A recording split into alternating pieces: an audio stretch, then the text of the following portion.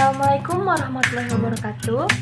Di sini kami dari kelompok 12 akan mempresentasikan hasil diskusi kami dengan judul Genom, Plasmid, dan Rekayasa Genetika. Sebelumnya, dengan perkenalan diri, saya Yudin Lanjutki selaku moderator dan pemateri pertama, ada Rizky Rombaniadi selaku pemateri kedua, dan yang terakhir ada Ara Putri Aulia selaku pemateri ketiga. Oke, untuk yang pertama yaitu pengertian genom. Secara umum, kandungan DNA keseluruhan dalam satu sel dikenal sebagai genom organisme. Hal ini berlaku bagi banyak organisme, tetapi dalam beberapa virus mereka hanya memiliki RNA, sehingga genom mereka adalah jumlah total konten RNA. Studi tentang sifat terkait genom organisme disebut genomik. Evolusi genom dapat diidentifikasi dengan bantuan komposisi genom yang meliputi ukuran genom dan proporsi DNA non-berulang dan berulang-ulang. Jika kita mempertimbangkan genom manusia, mengandung 23 kromosom, di mana dari 23 kromosom tersebut, hanya satu kromosom yang menentukan jenis kelamin, sedangkan sisanya 22 kromosom adalah kromosom autosomal. Ada sekitar 20.000 sampai 25.000 gen dari genom manusia. Selanjutnya, perbedaan gen dan genom. Yang pertama, gen adalah segmen atau bagian dari molekul DNA, sementara genom adalah kandungan total DNA dalam sel. Yang kedua, gen mengkode untuk protein, sedangkan genom itu sendiri tidak dapat mengkode untuk protein karena mengandung hampir semua DNA.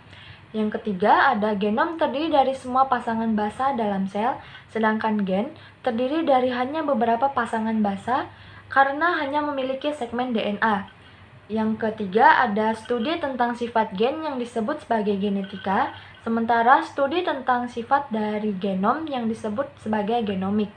Yang terakhir, secara umum organisme memiliki satu genom, tetapi memiliki ribuan jutaan gen dalam organisme tertentu. Selanjutnya ada genom prokariot dan genom eukariot. Terdapat dua kelompok organisme yaitu prokariot dan eukariot. Terdapat beberapa overlap dalam ukuran antara genom prokariot terbesar dengan prokariot terkecil. Tetapi secara keseluruhan, prokariot genom berukuran lebih kecil. Misalnya, genom E. coli K12 adalah 4.639 kb, hanya 2/5 dari genom Yes, dan hanya memiliki 4.405 gen. Genom nuklear.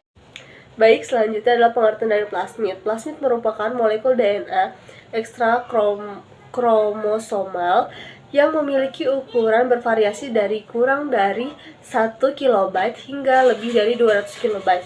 Plasmid umumnya beruntai ganda molekul sirkuler dan tertutup secara kuat dengan ikatan kovalen. Plasmid dapat diisolasi dari sel bakteri dalam bentuk superhelix. Fungsi plasmid digunakan oleh para peneliti untuk menyisipkan DNA dari sumber lain ke dalam plasmid membentuk molekul DNA rekombinan. Sel bakteri yang telah transformasi dengan plasmid rekombinan akan terjadi bakteri rekombinan.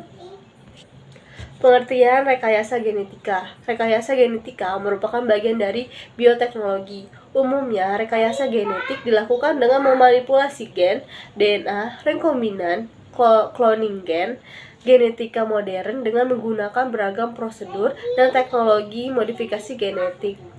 Ketika semakin banyak orang mengetahui bahwa kromosom merupakan materi genetik yang membawa gen, maka pada saat itulah rekayasa genetika mulai dikenal. Hasil penggabungan dari dua materi genetik yang berasal dari dua organisme berbeda ini disebut sebagai DNA rekombinan. Sementara organisme hasil rekayasa genetika dikenal sebagai organisme transgenetik.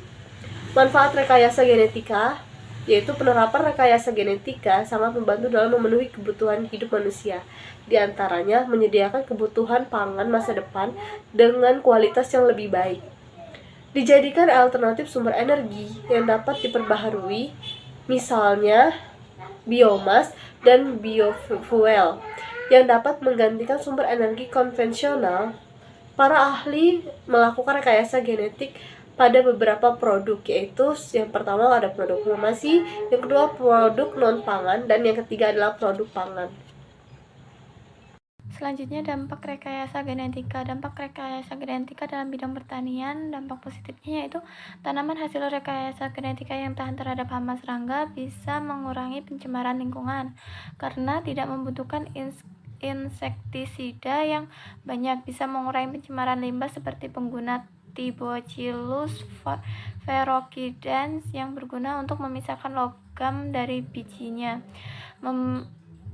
memajukan ketahanan pangan suatu bangsa dengan memproduksi bibit-bibit unggul, dapat membuat bibit dalam waktu yang relatif singkat. Dampak negatifnya yaitu rusaknya ekosistem, misalnya tanaman padi hasil rekayasa genetika yang mempunyai keunggulan sifat tahan terhadap serangan hama akan tumbuh dengan baik, namun karena tidak satupun serangga dapat hidup dan menyerang tumbuhan tersebut, maka pemangsanya juga tidak dapat hidup. Dengan demikian, rantai dan jaringan makanan seperti di atas tidak dapat terbentuk. Berkurangnya atau bahkan hilangnya suatu plasma nutfa dengan terganggunya ekosistem lingkungan, maka akan mengakibatkan plasma nutfa lokal atau alami menjadi berkurang. Dampak rekayasa genetika dalam bidang lingkungan dan kesehatan. Dampak positifnya yaitu terciptanya produk hormon dan obat hasil rekayasa genetika yang harganya murah dan terjangkau bagi masyarakat. Dampak negatifnya yaitu produk rekayasa genetika akan menimbulkan sejumlah alergi bagi beberapa pengguna yang sensitif. Susu sapi yang disuntikkan hormon pertumbuhan banyak mengandung zat kimia yang bisa membahayakan manusia. Beberapa produk transgenik bisa mengakibatkan seseorang menjadi kebal terhadap obat antibiotik. Dampak rekayasa genetika dalam bidang sosial ekonomi, dampak positifnya yaitu terciptanya persaingan yang kompetitif dalam mencari tanaman dan varietas hewan yang baru dengan menggunakan metode rekayasa genetika. Dampak negatifnya yaitu petani dan peternak tradisional mulai terancam keberadaannya karena kalah bersaing dengan produk rekayasa genetika yang mendominasi di pasaran. Jika ingin mengembangkan bibit tunggal dari hasil rekayasa genetika tersebut, maka petani harus membayar sejumlah royalti yang tentunya akan sangat membebankan mereka. Dampak rekayasa genetika terhadap etika moral. Penerapan teknologi cloning bisa jadi akan diterapkan pada manusia. Selain dianggap merendahkan martabat manusia, cloning pada manusia sangat ditentang karena hingga saat ini organisme hasil cloning tidak ada yang berumur panjang, sakit-sakitan, dan rentan terhadap kerusakan genetik. Sekian presentasi dari saya kembalikan kepada moderator. Terima kasih kepada pemateri kedua dan pemateri ketiga yang sudah menyampaikan materinya. Sekian, terima kasih. Begitu saja yang dapat kami sampaikan. Kurang lebihnya kami mohon maaf. Wassalamualaikum warahmatullahi wabarakatuh.